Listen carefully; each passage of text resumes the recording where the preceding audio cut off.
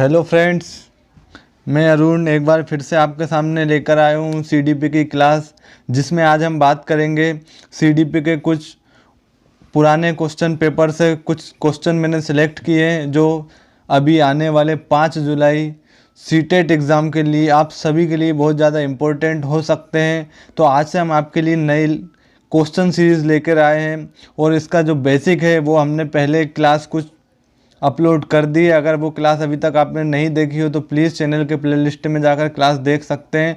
और आज से हम बात करेंगे कुछ क्वेश्चन सीरीज़ जो इम्पोर्टेंट क्वेश्चन है और जो अभी आपके लिए बहुत ज़्यादा इम्पोर्टेंट हो सकते हैं। तो आइए आज हम बात करते हैं हमारे सबसे पहले क्वेश्चन पर।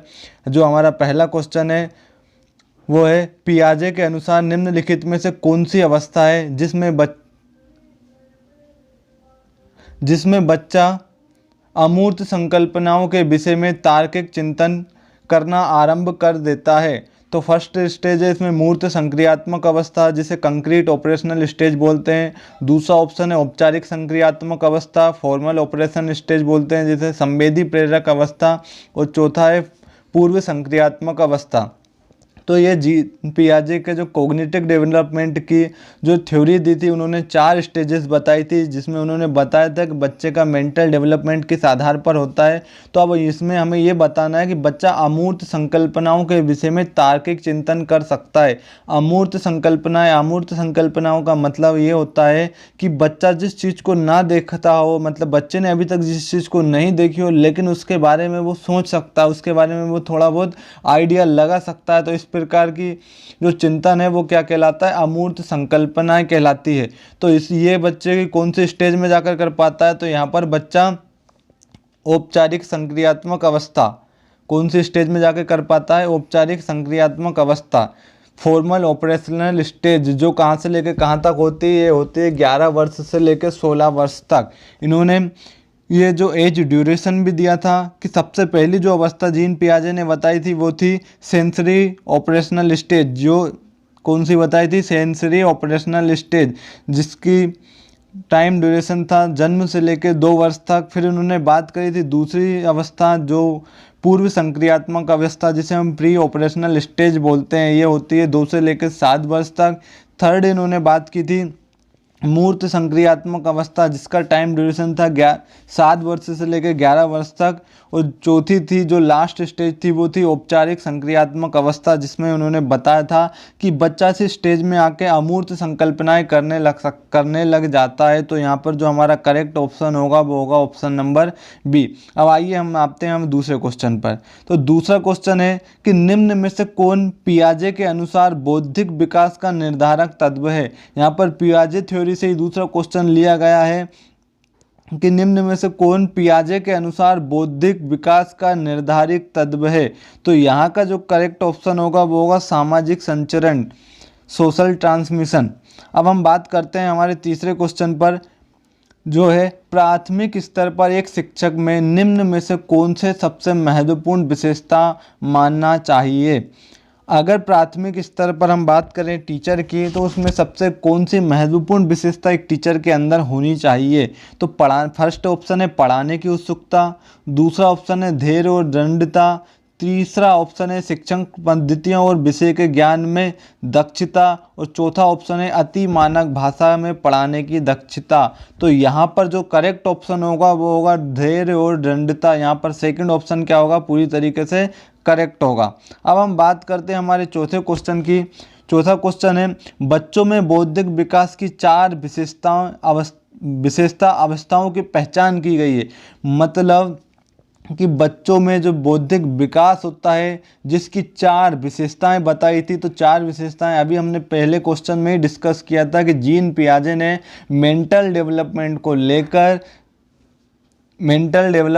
लेकर 4 अवस्थाएं बताई थी, और वही इस क्वेश्चन में बात की गई। तो वो जो 4 विशेषताएं थी वो कौन ने दी थी? जीन पियाजे ने। तो यहाँ पर हमारा करेक्ट ऑप्शन होगा जीन पियाजे।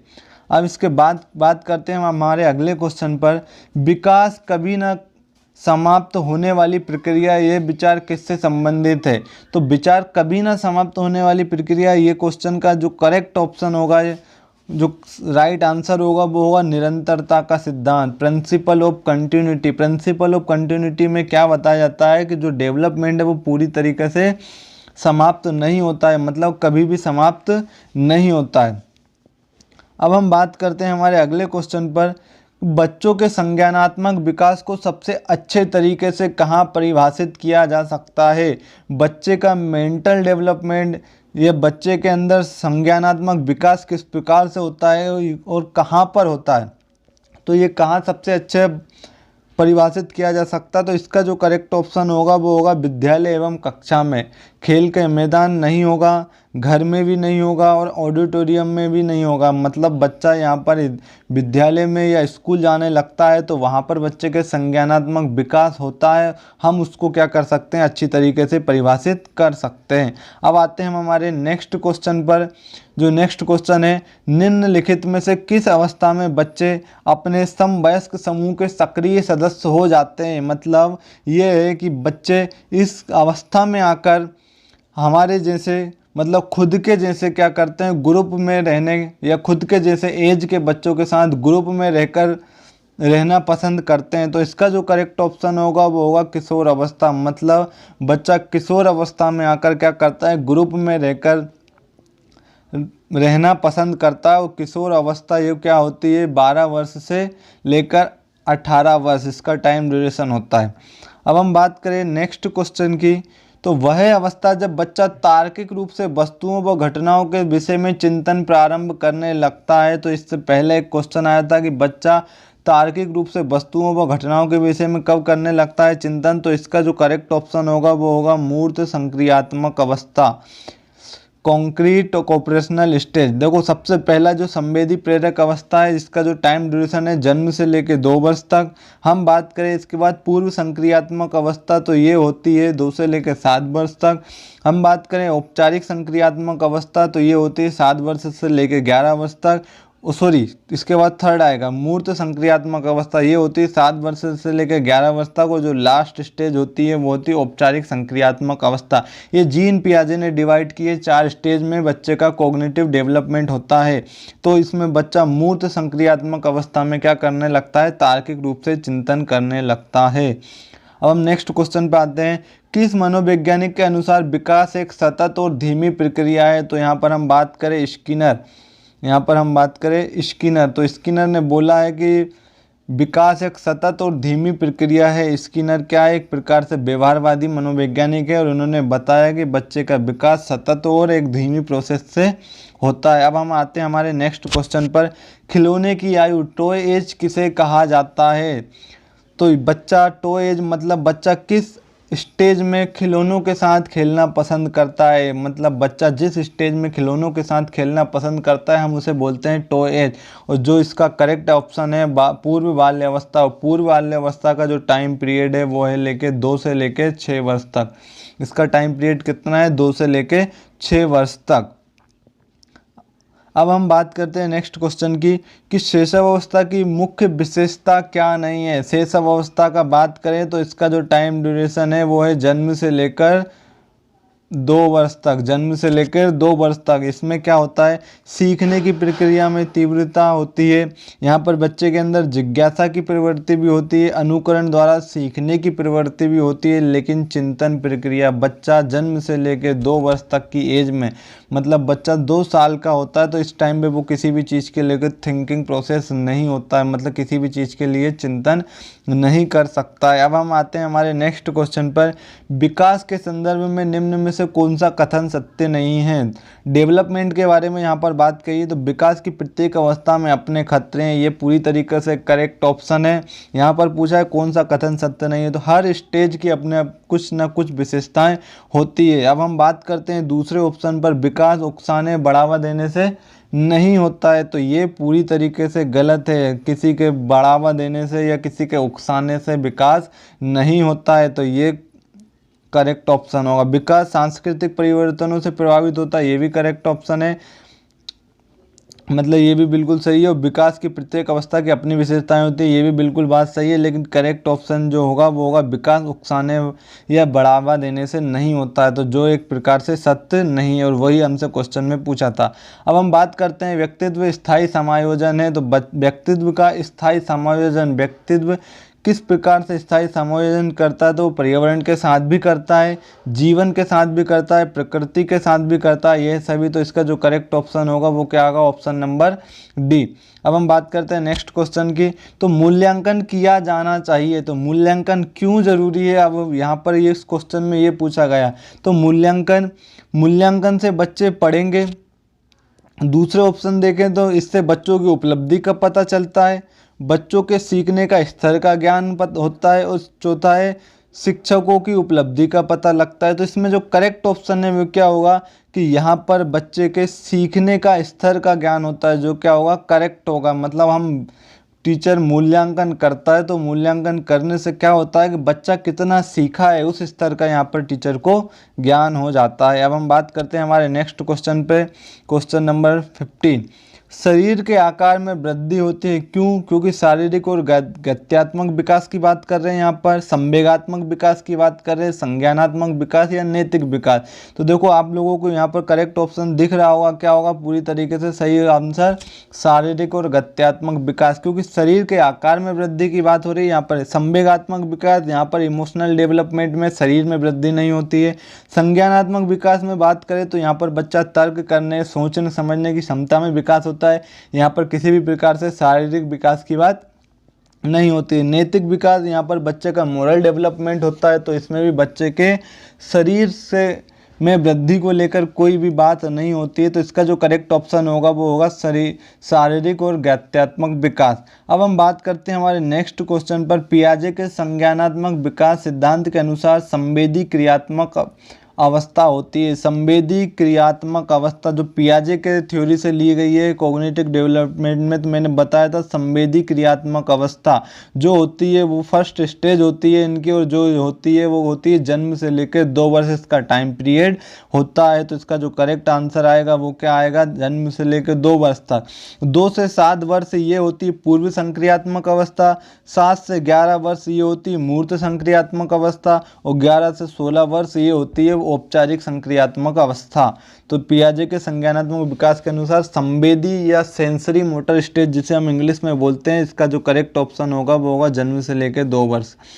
अब हम बात करते हैं हमारे नेक्स्ट क्वेश्चन पर। निम्नलिखित में से कौन सा कथन सत्य है? लड़के अधिक बुद्धिमान होते हैं, दूसरा लड़की अधिक बुद्धिमान होती है, थर्ड ऑप्शन है बुद्धि का लिंग के साथ संबंध नहीं है और सामान्यतः लड़के लड़कियों से अधिक बुद्धिमान होते हैं। तो इनमें से जो करेक्ट ऑप्शन होगा वो आप महसूस कर पा रहे होंगे कि जो करेक्ट ऑप्शन है वो पूरी तरीके से क्या है, सी करेक्ट है। बुद्धि का लिंग के साथ कोई संबंध नहीं होता, ऐसा नहीं है कि लड़के बुद्धिमान होते हैं या लड़कियां। अब हम बात करते हैं परामर्श का उद्देश्य क्या है। तो बच्चों को समझना, बच्चों की कमियों का कारण पता करना, बच्चे के समायोजन में सहायता प्राप्त करना। तो पूरी तरीके से जो समायोजन का अर्थ निकल कर आता है वो होता है उपयुक्त सभी। मतलब बच्चा परामर्श या काउंसलिंग में बच्चों को हम समझते हैं, उनकी कमियों का कारण पता करते हैं और उनके सहायता करते हैं। तो इसका जो करेक्ट ऑप्शन होगा वो उपरोक्त सभी होगा। अब हम बात करते हैं नेक्स्ट क्वेश्चन। मानसिक रूप से स्वस्थ अध्यापक की विशेषता क्या होती है? वह संवेदनात्मक रूप से संतुलित है, उसे अपने विषय का गहन ज्ञान है, वह अत्यधिक संवेदनशील है, वह सख्त अनुशासन पसंद करता है। तो इसका जो करेक्ट ऑप्शन होना चाहिए वो क्या होना चाहिए बताओ? तो इसका जो करेक्ट ऑप्शन होगा वो वह संवेदनात्मक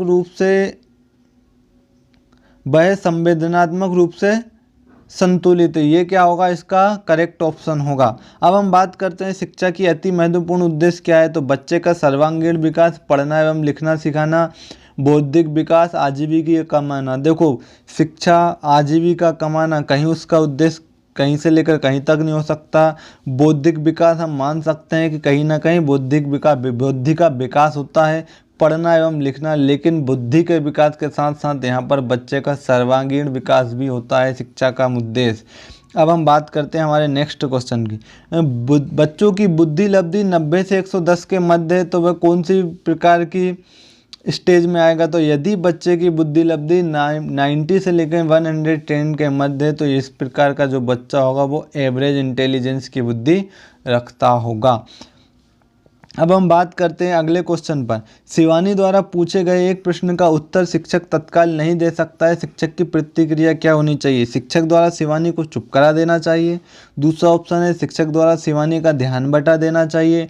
तीसरा ऑप्शन है शिक्षक को कहना चाहिए मैं नहीं जानता हूँ। और चौथा ऑप्शन है शिक्षक द्वारा उसे प्रश्न का सही उत्तर बाद में समझकर देना चाहिए। तो इसका जो करेक्ट ऑप्शन होगा वो क्या होना चाहिए? ऑप्शन नंबर डी इसका करेक्ट ऑप्शन होगा। अब हम बात करते हैं हमारे नेक्स्ट क्वेश्चन की। बच्चों की जिज्ञासा शांत करनी चाहिए। एक टीचर को बच्चों की जिज्ञासा शांत करनी चाहिए जब फुर्सत में हो, मतलब जब टीचर फुर्सत में हो तब करनी चाहिए, या फिर जब विद्यार्थी फुर्सत में हो तब करनी चाहिए, या कुछ समय के पश्चात करनी चाहिए, या फिर तत्काल जब विद्यार्थी द्वारा जिज्ञासा की गई हो। तो इसका करेक्ट ऑप्शन होगा जो पूरी तरीके से क्या होगा यहाँ पर डी इसका करेक्ट ऑप्शन होगा। मतलब एक बच्चे के अंदर जब किसी चीज़ को लेकर जिज्ञासा उत्पन्न हो रही होती तो तत्काल उस टीचर को क्या करना चाहिए? उसकी जिज्ञासा को शांत करना चाहिए। अब हम चलते हैं हमारे नेक्स्ट क्वेश्चन पर, वो है बाल मनोविज्ञान के आधार पर कौन सा कथन सर्वोत्तम है? यहाँ पर हम बात कर रहे हैं चाइल्ड साइकोलॉजी के बारे में, बाल मनोविज्ञान के बारे में। तो इसके आधार पर क्या सही होना चाहिए? सारे बच्चे एक जैसे होते हैं, ये पूरी तरीके से गलत है। हम सब कह सकते हैं कि सारे बच्चे एक जैसे नहीं होते, बच्चे में कुछ ना कुछ डिफरेंस होता है। वो चाहे हम फिजिकल बात करें या मेंटली, हर बच्चे में किसी न किसी प्रकार से कोई ना कोई अंतर पाया जाता है। प्रत्येक बच्चा विशिष्ट होता है, ठीक है, एक बात हम ये मान सकते हैं। कुछ बच्चे विशिष्ट होते हैं तो ये भी पूरी तरीके से गलत है। कुछ बच्चे विशिष्ट होते हैं इसका मतलब कुछ बच्चे विशिष्ट नहीं होते हैं। कुछ बच्चे एक जैसे होते हैं तो कुछ बच्चे एक जैसे होते हैं हम ये भी नहीं कह सकते। मतलब जिसका जो करेक्ट ऑप्शन होगा वो होगा ऑप्शन नंबर बी, प्रत्येक बच्चा विशिष्ट होता है। अब हम बात करते हैं हमारे नेक्स्ट क्वेश्चन की, बच्चों का मूल्यांकन होना चाहिए। इसका पहला ऑप्शन है बोर्ड परीक्षा द्वारा, दूसरा ऑप्शन है सतत एवं व्यापक मूल्यांकन द्वारा, गृह परीक्षा द्वारा, या लिखित एवं मौखिक परीक्षा द्वारा। तो इसका जो करेक्ट ऑप्शन होगा वो होगा ऑप्शन नंबर बी। अब हम बात करते हैं बच्चे के लिए निःशुल्क एवं अनिवार्य शिक्षा का अधिकार अधिनियम कितने वर्ष के बच्चे के लिए लागू है?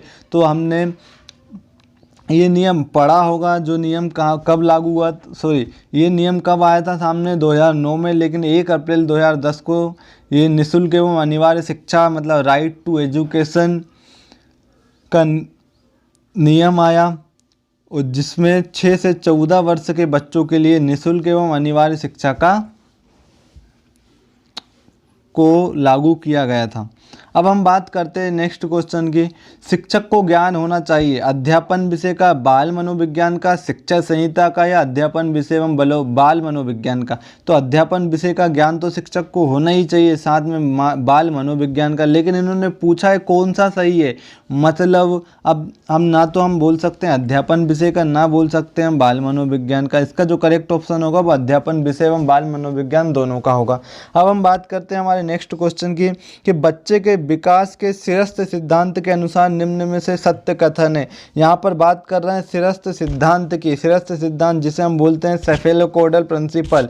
सेफेलोकोडल प्रिंसिपल देखो यहाँ पर 2 प्रकार के प्रिंसिपल बताए गए हैं, एक सेफेलोकोडल वो दूसरी बात करिए प्रोक्सिमो डिस्टल। सेफेलोकोडल में क्या होता है, बच्चे का जो विकास होता है वो होता है सिर से पैर की ओर, तो वहीं हम बात करें प्रोक्सिमो डिस्टल तो इसमें क्या होता है बच्चे का विकास मध्य भाग से परिधि की ओर होता है। तो इसका जो करेक्ट ऑप्शन होगा वो होगा ऑप्शन नंबर ए। सेफेलोकोडल प्रिंसिपल में सिरस्थ सिद्धांत में क्या होता है, बच्चे का विकास सिर से पैर की ओर होता है। मतलब बच्चा पहले क्या करता है, अपने सिर पर कंट्रोल पाता है, इसके बाद वो अन्य शरीर के पार्ट्स पर कंट्रोल पाता है। इसके बाद हम अगले क्वेश्चन पर आते हैं, यदि एक बच्चे की मानसिक आयु 5 वर्ष तथा वास्तविक आयु 4 वर्ष है तो उस बच्चे की IQ क्या होगी?